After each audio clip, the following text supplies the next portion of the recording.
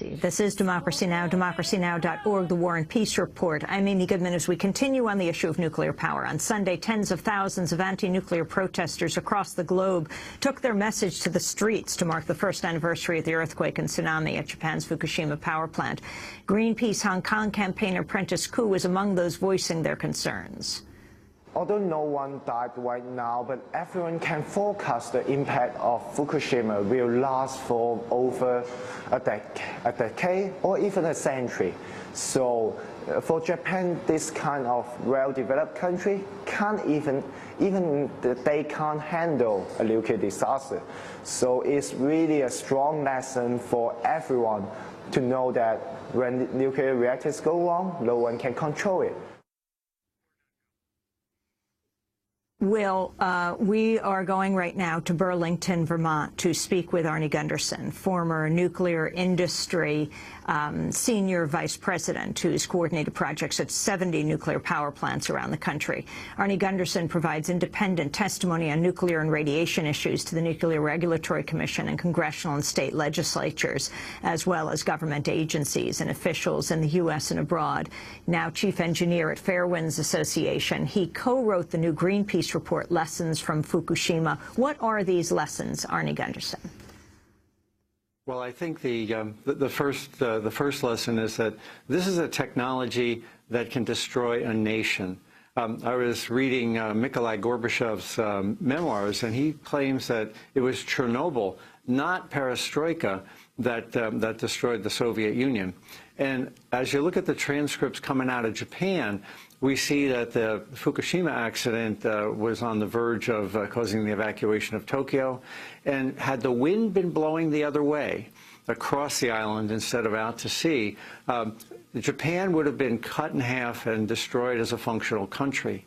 So this is a technology where perhaps accidents don't happen every day, but when they do, they can destroy a country. The other things are the cost is astronomical. To fix this is going to be something on the order of $500 billion. All of the money that Japan saved on oil over the 40 years that they've had nuclear plants just got thrown away in the $500 billion recovery effort. And the other piece is the human issues.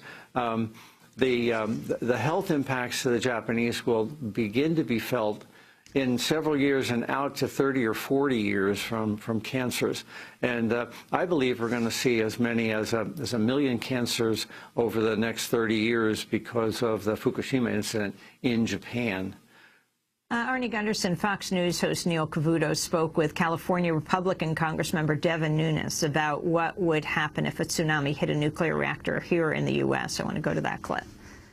I live close to Diablo Nuclear Power Plant over in the central coast of California, and I've had a lot of questions recently about that. Well, first of all, those reactors are about 100 feet above the sea level. So you would need well over a 100-foot tsunami to even hit those plants. They're actually prepared. They wouldn't have the problem that happened in Japan. They're prepared. Arnie Gundersen, your response? They're not prepared. The tsunami, the myth of the tsunami is that the tsunami destroyed the diesels, and had that not happened, everything would have been fine. What really happened is that the tsunami destroyed the pumps right along the ocean. It doesn't matter that Diablo Canyon plant is up on a hill. The pumps have to be at the ocean because that's where the water is. We call that the loss of the ultimate heat sink. And the Nuclear Regulatory Commission hasn't addressed that in the short-term issues coming out of Fukushima. Without that water, the diesels will overheat, and without that water, it's impossible to cool a nuclear core. So as a country, we haven't addressed this issue of the loss of the ultimate heat sink, and we're kicking that can way down the road, not addressing it for years to come. Can you talk exactly about the nuclear plants in Japan at Fukushima and the nuclear plants now, because 2 were just approved by the Nuclear Regulatory Commission in Georgia, despite the dissenting opinion of the chair of the Nuclear Regulatory Commission, who explicitly said, we have not instituted the safeguards needed since the Fukushima disaster. Well, the plants in Japan were built actually seismically much tougher than this plant in Georgia. If the plant in Georgia were at Fukushima, it would not have survived the earthquake, let alone the tsunami. The industry's line is that the plants in Georgia would withstand an off-site power loss, which may be true.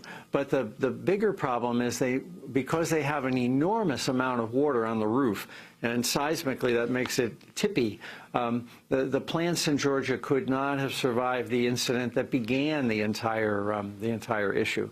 You know, it really boils down to money, though. These plants are something on the order of $20 billion. And it's taxpayer funded because we've got these loan guarantees in place. So basically, us Vermonters are guaranteeing the loan guarantees to these plants in Georgia. If it weren't for those loan guarantees, these plants wouldn't be built.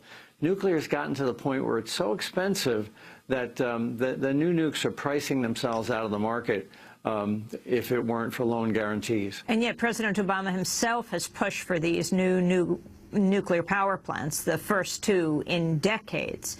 The issue of these loan guarantees pushed by Republicans and Democrats, both deeply concerned about the debt, yet private industry not being able to move forward alone with nuclear power. You know, left to Wall Street druthers, we subsidize their insurance and we subsidize them on the front end as far as their ability to build these plants. If it were up to Wall Street and this was a real capitalistic country, we wouldn't be building nuclear. We've basically socialized the risks, but any profits flow to the corporations. It's a crazy analogy. The Mark I containment design that's used in the United States and was used in Japan? I'm on record as saying that we should close the 23 reactors with the Mark I design. Just 3 weeks before Fukushima, my wife and I were talking, and she said, "Where's the next accident going to occur?" I said, "I don't know where, but I know it's going to be in a Mark I design." These containment vents proved to fail 3 times out of 3, and the NRC's response is, well, let's make those vents better. Well, if they just failed 3 times out of 3, it's hard to imagine how to make something like that better. In addition, the fuel is stored on the roof, essentially, in unshielded, unprotected areas, and there's more nuclear cesium-137 in the fuel pool at the plant in Pilgrim, Massachusetts, than was ever released by every nuclear bomb ever exploded in the atmosphere. So we have an enormous inventory of nuclear material way up on the roofs of these buildings. And I think it's time to close these Mark I's down because of those 2 design features. And finally, Arnie Gundersen, in your home state of Vermont, the governor is trying to shut down the nuclear power plant there, but has been stopped by the company that ran it, Entergy. We have a federal judge's opinion that the state overstepped its bounds and looked at the safety of the nuclear power plant. It's pretty clear that states can't look at safety, and that's NRC jurisdiction. But the position of the state, and my position is, I was on the panel that evaluated it, we didn't look at safety. We looked at reliability, and we made our decisions based on, do we think a plant that's that old can be reliable in the future? The oldest nuclear plant in the world has only gotten to 47 years. We have 5 seconds. Arnie Gundersen, I want to thank you very much for being with us. Former nuclear industry senior vice president, coordinated projects at 70 nuclear power plants, speaking to us from Burlington, Vermont. And that does it for our broadcast. Democracy Now! Is